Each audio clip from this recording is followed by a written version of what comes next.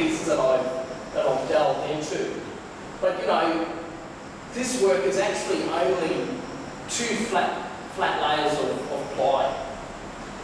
And it was actually an old exhibition crate that was being discarded from the regional gallery where I was working at the time. And I thought, don't throw out any of that timber. I can actually use that.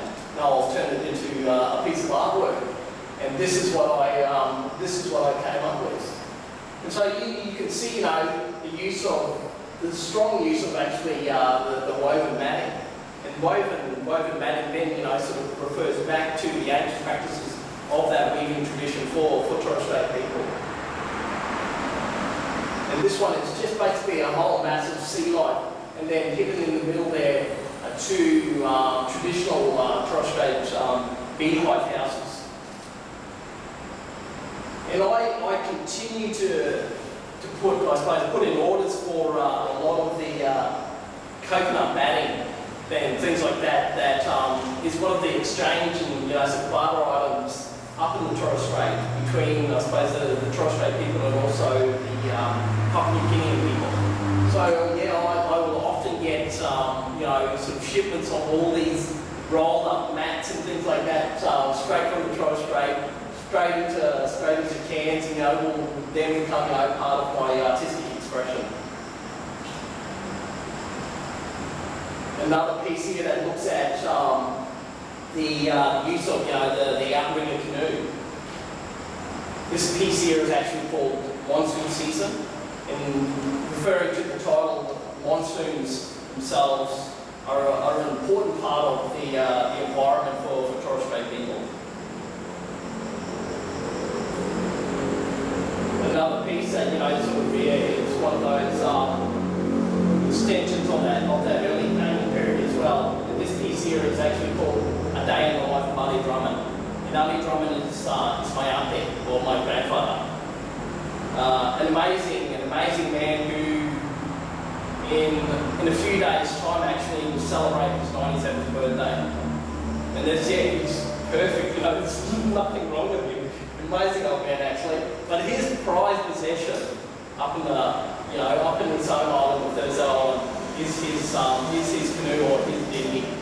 He goes out, religiously day in, day out in this canoe.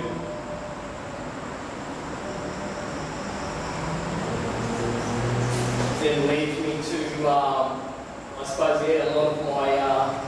lot of my print work, and this particular work you'll notice some stairs there. But again, the heavy use of a lot of the traditional mark making, sort of patterning, running, sort of in sweeping large curves and things in this particular work. And this work here is called "And on the 6th Day He Created Man," which talks about the creation of man in that biblical, sort of sense.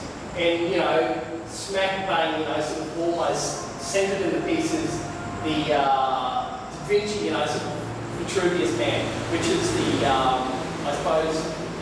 perfect, proportions of that male figure.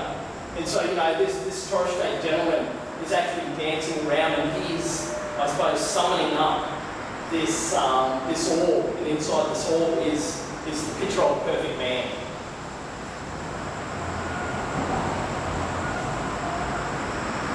This piece here, a piece called Navigating Narrative, Nemo's encounter up in the Torres Straits. And as an artist, or even as a young child, I used to love reading some stories about fantasy and fiction, and just taking me to places that I'd love to explore. And I've always been interested in sort of exploring the sea life of the Torres Strait, and would often sort of dream about diving through the waters of the Torres Strait and coming across underwater lost worlds such as Atlantis. And that's why you've got the great sort of columns sort of crumbling away on the bottom of this piece. But then if you look sort of even deeper into the work, past all the marine life, you'll notice the 2 canoes coming from either side with gentlemen in both canoes. And then if you look even further past that, you'll then start to notice the this really bizarre submarine, which is the Nautilus. So, sort of researching a lot of the mythology, sort of right across the world, interesting stories that I want to, sort of visualise. I came across and always been interested in, 20,000 Leagues Under the Sea, the classic, Jules Verne novel. And there in that novel, there's a section on Torres Strait. And so I thought, wouldn't it be a fantastic idea to actually visualise or, sort of capture that chapter there in sort of imagery-wise. And so that's what I've done, literally, with this work here. And then if you look, even further to, I suppose, the background of the work, you'll then notice a whole stack of publications and books. And these are actually, a lot of books that I will often reference, sort of sometimes on a daily basis. That, if I turn around from my desk in the office, this is all the books that are literally sort of stacked up behind me. And so, you've got things like the Essential Superman Encyclopedia, Da Vinci, Leonardo. You've got references to the Torres Strait show that was developed by Alan Hussey. Myths and legends of the Torres Strait as well. Drawing anatomy. Escher, primitive art. All these, sort of wonderful publications and books that, really informed or have informed and continue to inform my practice for many years to come. A very wonderful, yet delicate etching.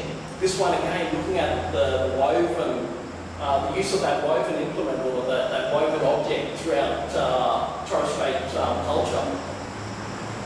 And this is just a couple of birds, and it's amazing how quickly a lot of these things are actually folded there and then.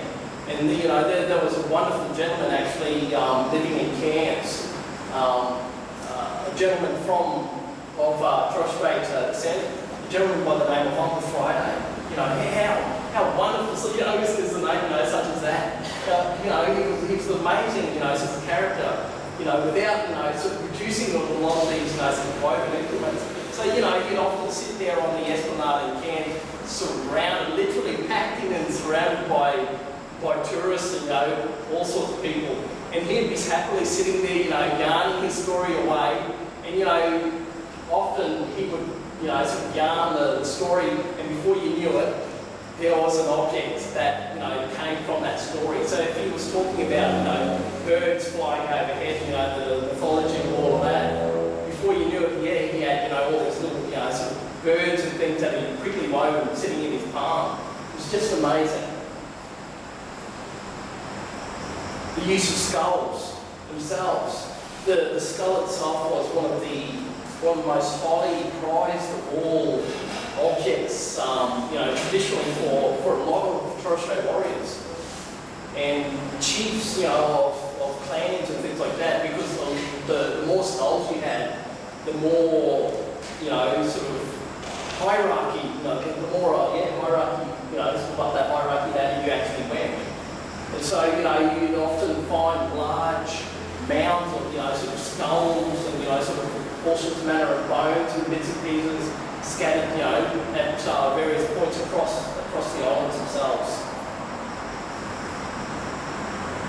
And, you then look at, my sort of, look at biblical, other biblical, sort of expressions and things like this. And this particular work here is a work called As the Rains Fell and the Seas Rose. And this is my version of Noah's Ark. But, instead of Noah, good old Noah, I've removed Noah and, all the animals as one would. And I'll replace Noah with this group of Torres Strait men on the left there. And as you can see, there are no animals in that work here. The Torres Strait gentleman actually leaving all the popular images, sort of scattered globally, across the world up into the art. So, you've got figures such as Mickey Mouse to start with. You've got Batman. You've got a Ninja Turtle there, Leonardo. You've even got, Predator and Alien that show make an appearance. You've got Astro Boy that, sort of flying in from the top as well. And I suppose first up into the ark is good old Wall-E. So, these are a lot of characters that I grew up with as a child, even though I was living in the Torres Straits. And, these characters, that sort of graphic sort of style of interplay is something that I'll continue to include in my practice as well.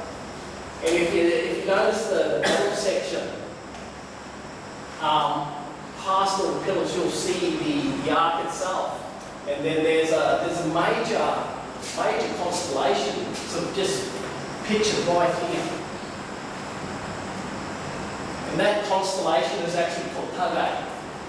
And Tugay, once Torres Straits people see that particular constellation up in the Straits, and it generally comes about from about July onwards through until the end of the year. And once people see that constellation, they know that it's time to sow all their crops, sow the beds for the next crop, the yields. It's a time when the seas are flat, so it's a time to go out hunting and fishing and diving and things like that to increase your supply of food for the community. It's a time when all the turtles start mating. So turtles are in abundance as well as turtle eggs. So there are all these connections that then start to inform the social life for a lot of Torres Strait people. Again, the heavy use of basketry up in the Torres Straits. This was one of those baskets that I was mentioning before that would be quickly woven, sort of then and there, just purely to bring fish back to the village.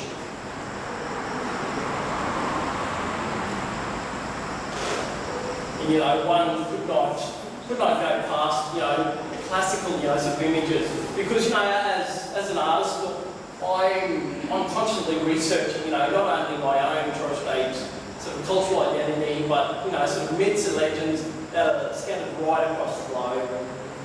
And the joining of two fingers, the creation of Adam, is one of those classical, sort of images that I needed to, sort of portray. And so,